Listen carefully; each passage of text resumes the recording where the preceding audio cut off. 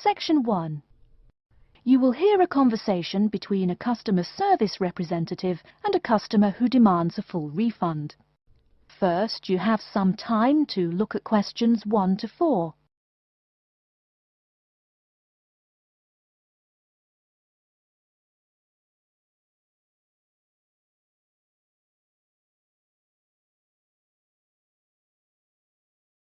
You will see that there is an example which has been done for you.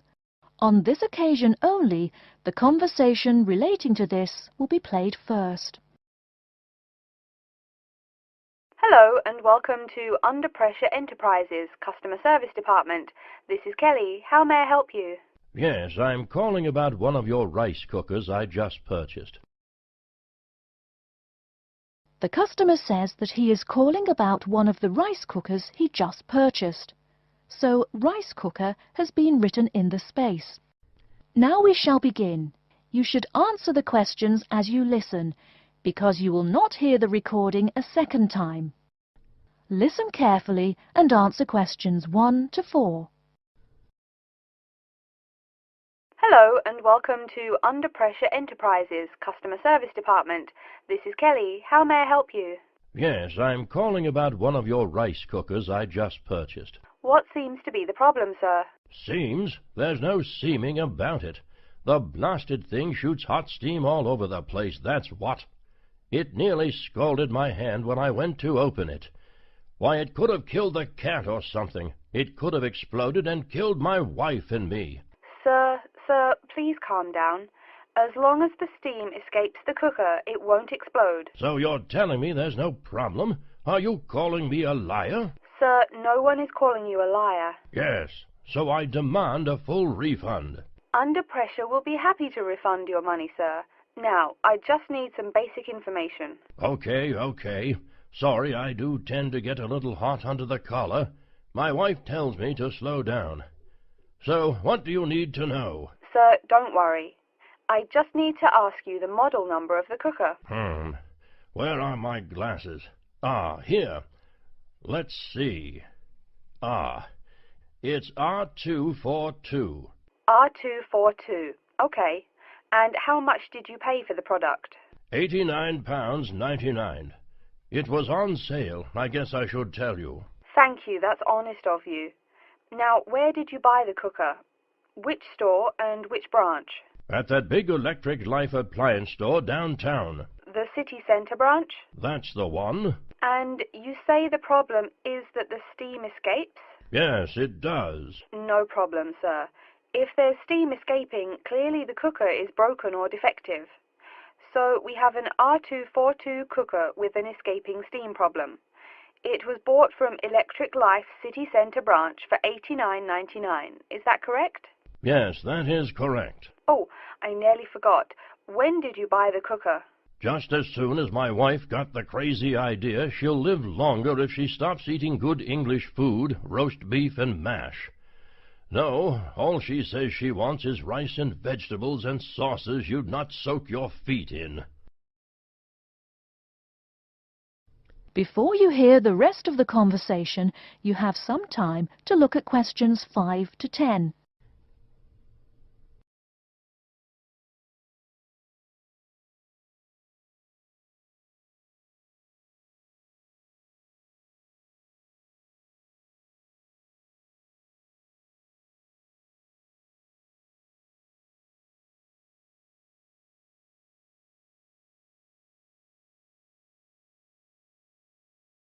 Now listen and answer questions 5 to 10.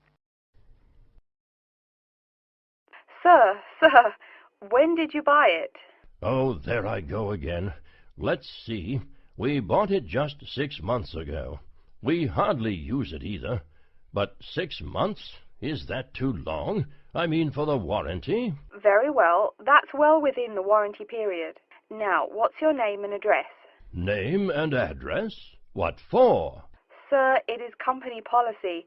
If you want your money, you must inform me. Money, you say? Oh, my name is Herbert Hewitt, and my address is 84 Park Road. Is that here in Coventry? Yes, the postal code is B024, 1DJ. But I don't think sending things in the mail is very secure or very efficient. I mean... Don't worry, Mr. Hewitt, don't worry. We can credit the money to your credit card. You do have one, don't you? Yes, that's how we paid for the cooker. Oh, yes. We still have the number on the computer. I only need to ask your card's expiry date. I'm afraid I never give that sort of information out. I mean, once you have that, anyone could go charging things and... Sir, I said your expiry date, not your card's password. Oh, yes. Foolish me. Of course, you didn't say password. Let's see. That will be April 2008. April 2008. Very well. Your card still has nearly 2 months left to go. We'll get that refund right to you, probably by 5 o'clock this evening. You had better. If I don't get my money... Wait. Yes, I know I'm losing my temper again. I really am sorry. I haven't had my medicine today. And, sir, just one more question for our records. How often do you go shopping at the city centre branch? Oh, well, it's hard to say. I suppose maybe once a month. But I can tell you this. If I don't get my refund, I'll never shop there again. Oh, I think it's time to start looking for another job. That is the end of section 1. You now have half a minute to check your answers.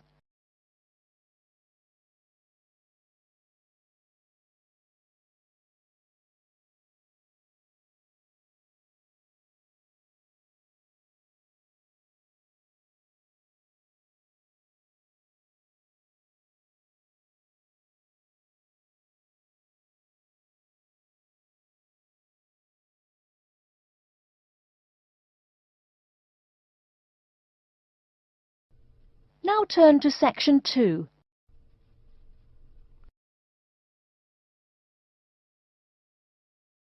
Section 2.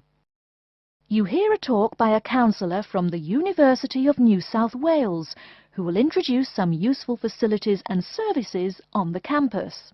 First, you have some time to look at questions 11 to 15.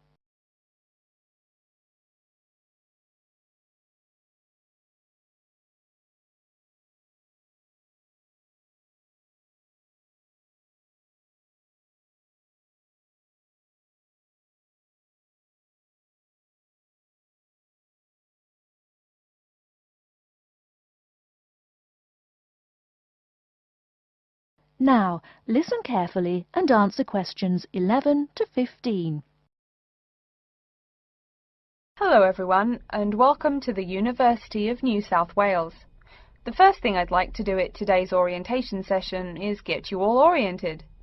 That means tell you the location of some useful facilities and services. So, first of all, take out the maps we gave you all as you came in the door. The map is the big yellow sheet of paper.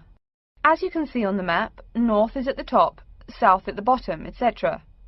Which way is north? Well, look through that window on my left, your right. See the rising sun? That would have to be east. So north must be directly behind me. Now, we're at the campus main gate. The recreational facilities are on my right hand, and its opposite is the student centre. No questions? Good. Pretty easy, right? Okay. Did everyone eat breakfast at the student food service this morning? Was the food good? Yes, I am joking. I've eaten there too. So, after a meal like that, you must be eager to go to a doctor, right? Well, I have good news for you. The Student Health Centre is located about half a kilometre straight north of here. Look on your maps.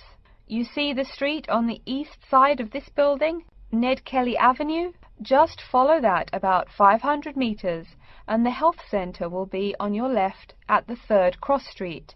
Now, I know you all just got here, so you must be wondering how to tell your folks you've arrived safely, how much you miss the dog, and how you already need more money.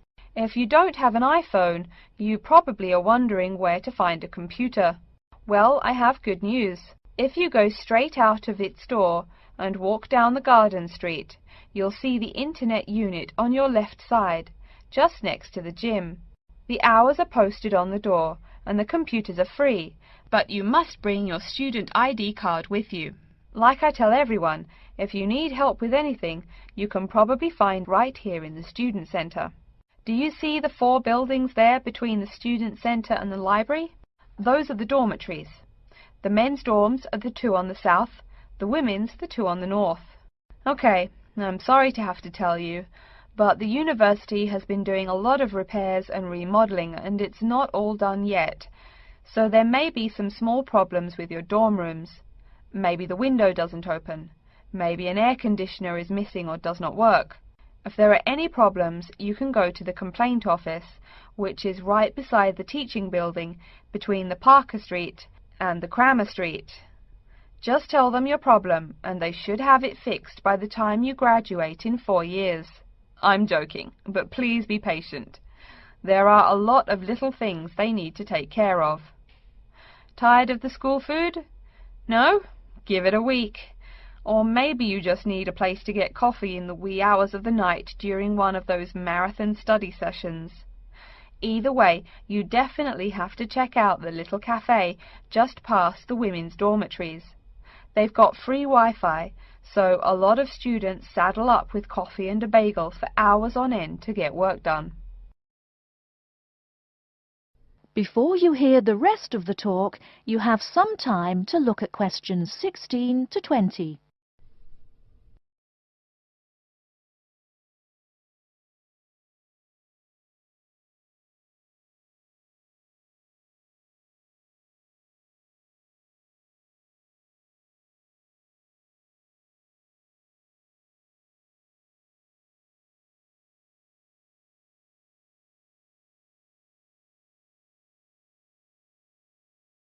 Now listen and answer questions 16 to 20. As for the dorm rooms, I have some bad news and some good news. The bad news is the rooms are small and you'll probably be sharing space with at least 3 other students. The good news is that each room has its own bathroom. What's good about sharing a bathroom with 3 strangers? Good question. Okay, call it bad news and worse news. Hey, maybe try this for good news. Each dorm has a kitchen. If you want to make snacks or meals, you can do it there. You can buy food containers at any campus convenience store, so you can store your food in the kitchen. But a word of warning, you should definitely write your name on your food containers. Sad to say, there are food thieves among your fellow students. Speaking of thieves, a word about security. I mean, this is Australia, and we do get drunken bush rangers wandering onto campus. Each of you will be given a key for your dorm room. Don't lose it. You have to pay for any replacement and fill out a bunch of papers too.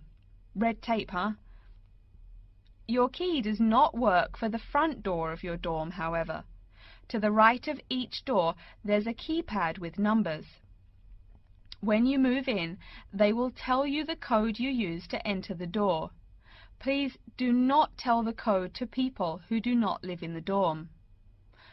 Let's see. Have I forgotten anything? Oh yes, most of you are not rich, correct? So when your clothes get dirty, you can't just throw them away and buy new ones. That means you have to learn to do laundry. Or, men, that means you have to hurry up and get married. If you decide to wash those clothes and not get married, there are laundries in each dorm. Where? Oh, I almost forgot to tell you. The laundry for each dorm is in the basement. Some real good news this time if you're a student, it is free. You do have to buy your own soap, however. The laundry closes, by the by, at 11:30. And now that I've mentioned 11:30, please remember, the dorm doors are locked at 11:30 p.m. Your code will not work. If you want to get in, you'll have to call the night watchman. Don't worry, you can get that number at the dorm office. Yes, the dorm office and the complaint office are the same office. All right then. Before we continue, are there any questions? That is the end of section 2. You now have half a minute to check your answers.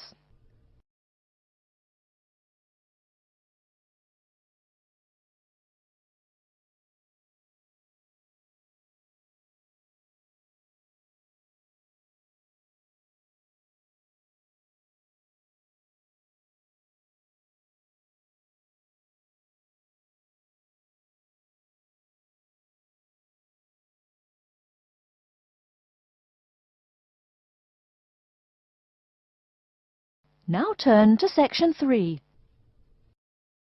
Section 3. You will hear two students called Betty and Bruce talking to Professor Dundee about their own presentation. First, you have some time to look at questions 21 to 24.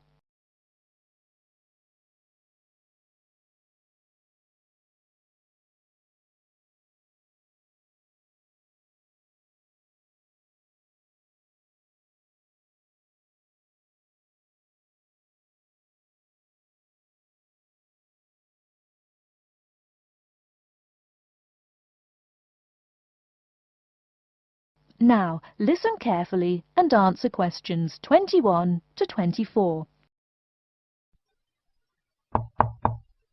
Come in. Professor Dundee, we're ready to make our presentation. Oh, yes. I did say 1 o'clock, didn't I? Please, sit down. So, who goes first? Bruce? Or you, Betty? I guess I could. Bruce is always a little shy. Not after he's had a lager for lunch, eh, Bruce? Ha ha! No, Betty really should go first. Okay, well, I'm reporting on the effects of different marketing strategies on the cheese and oil markets. Different strategies obviously affect the sales volume differently. I looked at the sales in 2 countries, New Zealand and Colombia. And what did you find? Pray tell. Well, in New Zealand, the sales of both oil and cheese have declined pretty steadily, and in fact the sales have decreased more quickly than the population. On the other hand, in Colombia, the volume of sales for both products has remained the same. Wait, so you said sales in New Zealand have been going down? Correct. Suppliers have introduced 2 new upscale brands of each product, which are a bit expensive but very tasty. The big ad agencies are trying out a new series of ads that shift the focus from health to great taste.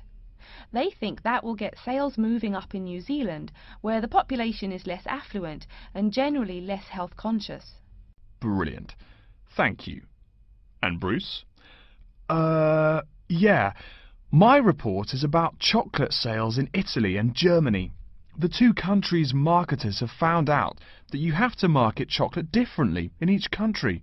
For example, in Italy, Kostig, the most expensive brand, pays shop owners to put the candy just about knee-high for an adult. I don't see. For little kids, that's about eye level. That bright red candy is the first one they see, so they buy it. Even better, they start telling their moms to buy it too. So, you mean... Well, I mean, in Italy, if you locate your product at the right location of shelves, sales do great. They say it doesn't matter much what brand of chocolate you're selling. As for Germany, das Land der Schokolade. Huh? That's German. It means the land of chocolate.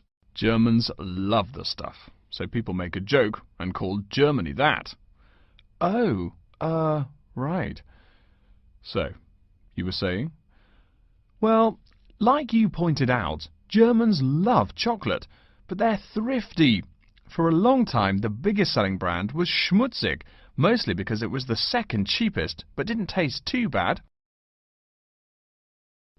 Before you hear the rest of the talk, you have some time to look at questions 25 to 30.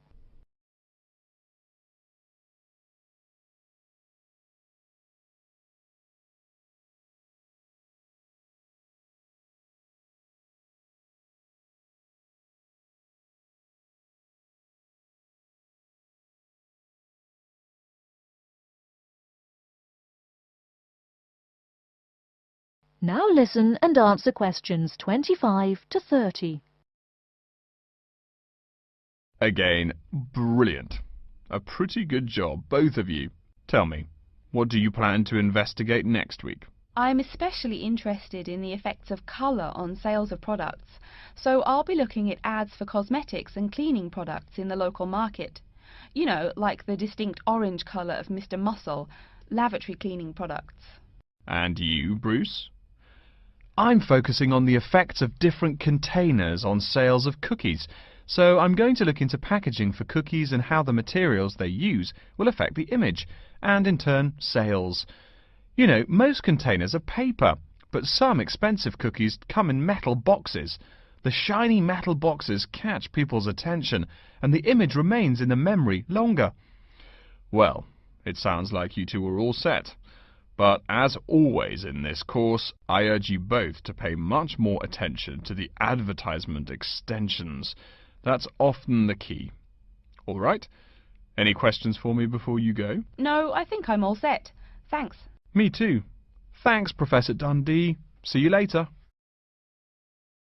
That is the end of Section 3. You now have half a minute to check your answers.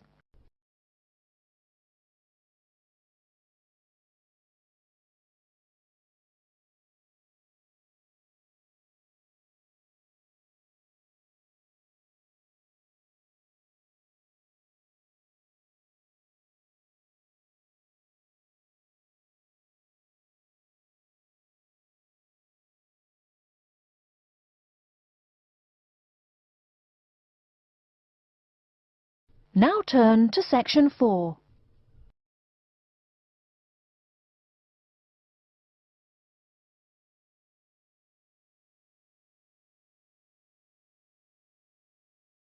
Section 4. You will hear an introduction of the exhibition named 2 Centuries of the Bike. First, you have some time to look at questions 31 to 40.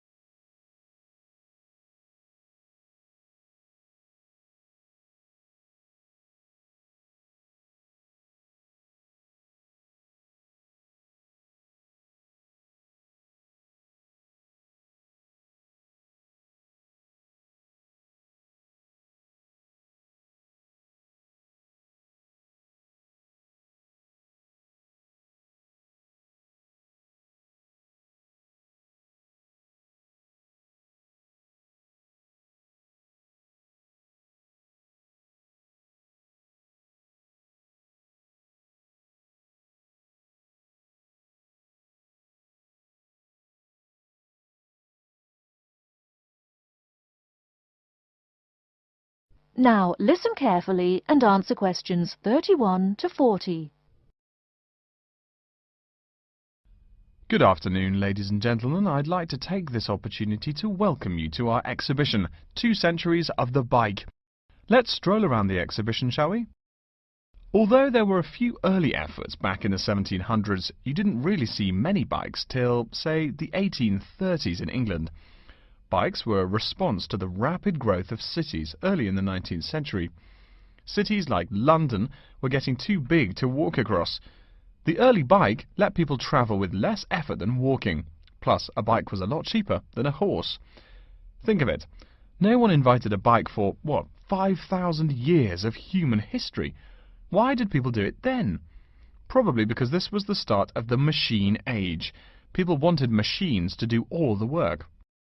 There were some drawbacks, however. For one thing, there were no pedals. You simply pushed yourself along using your feet, kind of like today's skateboard. That meant you went fairly slow, and uphill you actually worked harder, pushing that two-wheeler. Plus, the wheels were made of wood, covered with metal, as you can see from this model. So the downside was that the ride was quite uncomfortable on most roads. Only a few gadget lovers had or used them. By the 1860s, though, improvements were being made. As you can see from this specimen, metal frames had become the rule. They are more durable than wood, and they don't warp in the rain. The biggest improvement, however, was the development of the chain and sprocket system. They're connected. This meant you did not push the bike. You used pedals, just like today. You had to try harder to balance, so it took some practice to figure out how to use the pedals. But it made the ride so much easier. As a result, the good thing was that you could ride a lot more smoothly and with very little effort. By the 1880s, another big change was the use of rubber wheels. These became pretty common at that time. Though the first ones were solid rubber, the ride was a good deal more comfortable than the old iron and wood system. This is a big consideration, because the faster you go, the more you feel every bump.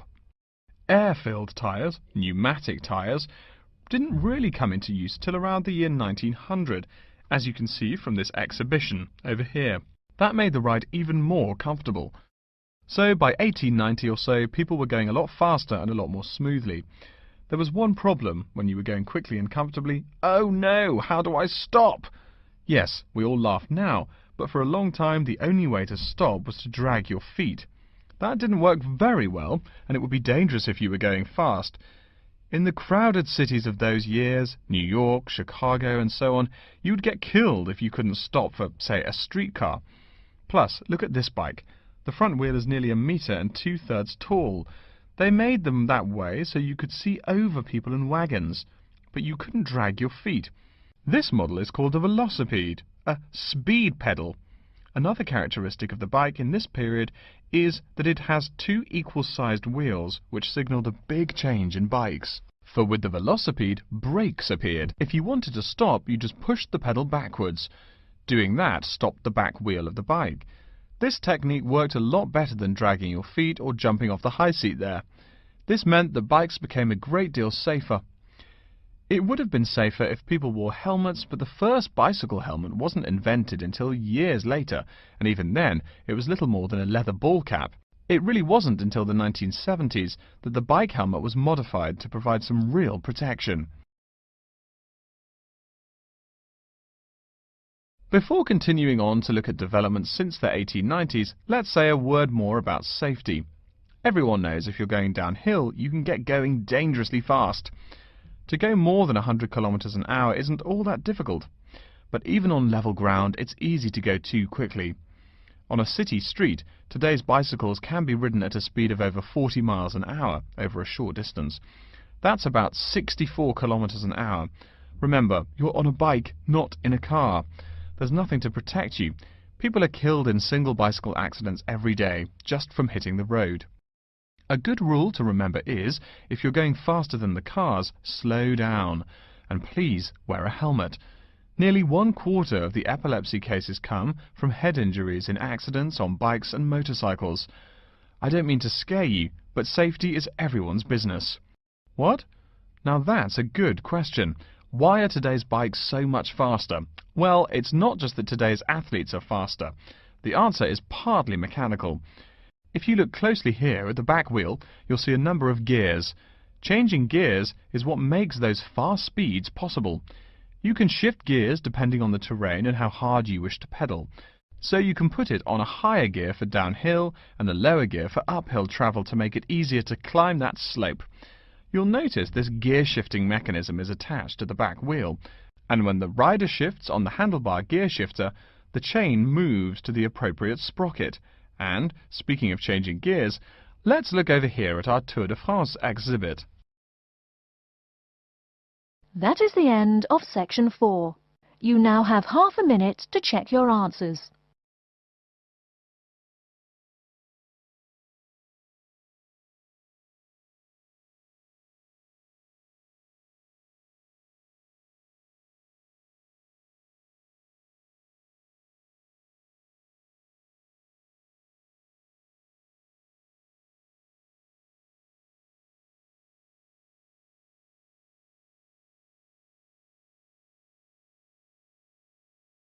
That is the end of the listening test. In the IELTS test, you will now have 10 minutes to transfer your answers to an answer sheet.